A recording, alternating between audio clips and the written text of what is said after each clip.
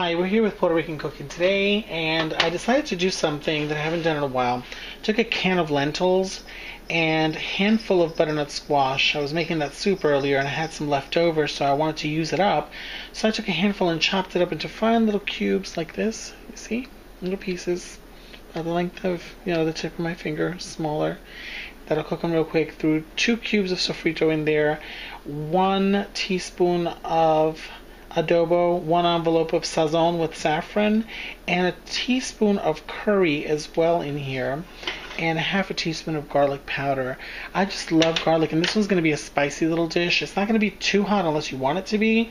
And then of course I'm going to add to it about half a can of this tomato paste, which is this can is about 6 ounces.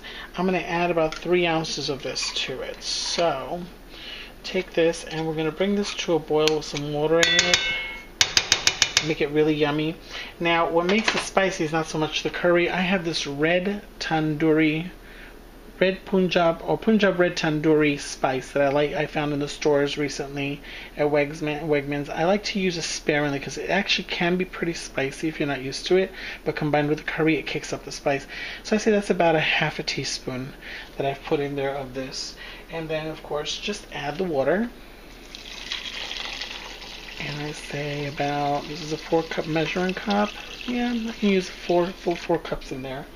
So we're going to use 4 cups of water in this, and 3 ounces of tomato paste, 2 cubes of sofrito, 1 envelope of sazon, about a teaspoon of adobo, about half a teaspoon of garlic powder, whether it's granulated or in powder, a handful of the butternut squash. You can use pumpkin or potatoes or yuca, whatever you want to use as a starchy medium to add to this. And then we're going to bring this up to heat, and we'll be back in a moment to show you what it looks like when it's done, because it is really delicious. And you can put this over white rice, so you can just eat it by itself in a bowl as a soup. And if you're not big on having things in chunks, you can take the soup, whatever's left over, and run it through the blender and blend it, and it's a nice spicy soup. Just make sure you label it so you don't confuse it with your butternut squash soup or anything else you've got frozen in your freezer. We'll be back in a moment. Okay, we're back with our Lentejas guisadas, which is our stewed lentils. See how delicious that looks? And let's zoom you in a little closer if we can to make sure you can see them better. There we go. Look how delicious that looks. 15 minutes is all it took. Like I said, cube down some pumpkin, some butternut squash, some potatoes, some yuca in little pieces like this, and you throw in a can of lentils. Canned lentils that are pre-softened. I use Goya brand because I happen to like Goya a lot. They make a good variety of beans and lentils and things like that, and garbanzos.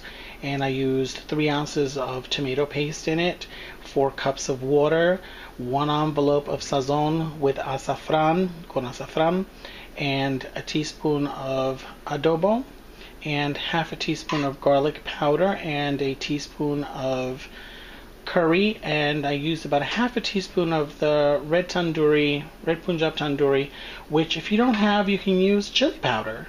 Like I said, this is really, something that's lightly spiced. It's not heavy spice. I don't do heavy spices. I can't tolerate heavy spices, hot stuff. It makes me sick. So I like something though with a little kick to it, but not enough of a kick to, kick me later in the stomach. So this is perfect. 15 minutes of cooking. Take it off the heat and put it over some white rice, and you are good to go. You can eat it by itself in a cup and have something else with it. You figure out what you want to pair it with and give me some ideas and send it back to me on my comments, so let me know what you think.